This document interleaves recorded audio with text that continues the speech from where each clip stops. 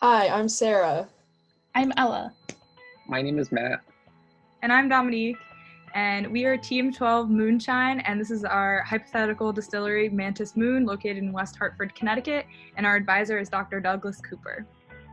So a quick background on what moonshine is. So pretty much it is a distilled alcohol, and it is almost the exact same thing as what whiskey is, except it is not aged.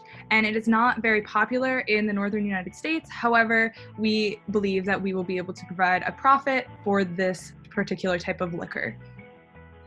So a quick design requirements for our distillery. So we have our process, our facilities, as well as our initial investment. So what this is going to be is 10,000 gallons per year of 80 proof moonshine, and we're trying to break even in 10 years to get a return on our investment. We had to find a system to put in corn, barley, sugar, and yeast together with water and get a premium craft spirit out. We decided on a recipe and some flavors for our distillery and got to work on finding equipment and creating a business model. This process entails 3 major steps called mashing, fermentation, and distillation. During mashing, we heat up and mix the ingredients. Next comes fermentation. During fermentation, the yeast convert sugars in the mash into ethanol to extract energy for growth, cell maintenance, and reproduction. We let the yeast do the work for us for 6 to 8 days in fermenters like these. We used code to model the expected ethanol production before we transfer our fermented mash to the next step. So the next step is the actual distillation portion. So overall, our design includes a pot still and a 7-stage distillation column. This is so that we can maintain this as a batch process, since that is what fermentation has to be. So in our design, we have a pot still whose vapor is going to be sent to a distillation column and then collected in either for receiver number 1, which will contain our methanol, and receiver number 2, which is going to contain our actual moonshine. So here is a picture of what a setup similar to this would look like, with the pot still on the left and the distillation column on the right.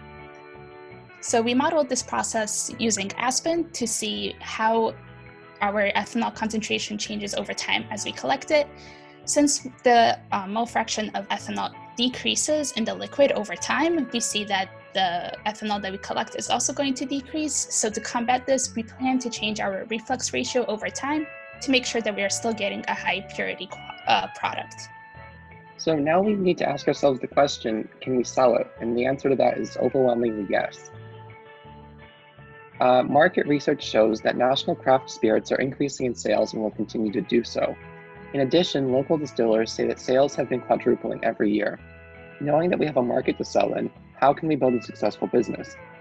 Based on competitors' prices, $35 is a reasonable price to sell our product.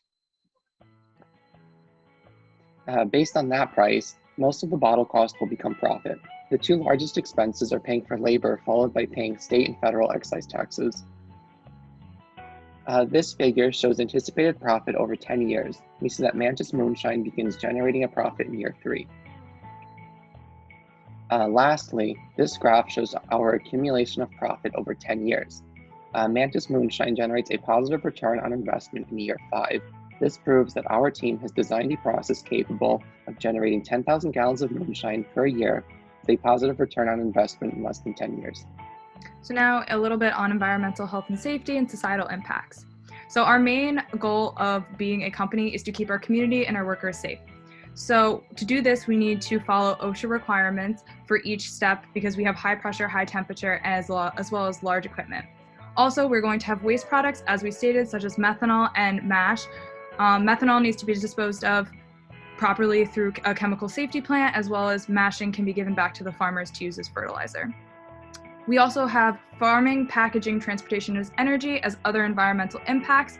And to reduce some of these things, we are going to source locally. So we're going to reduce farming and transportation. And packaging, we've set up a system to give back our packaging because our packaging is glass, so we can sanitize it and reuse it.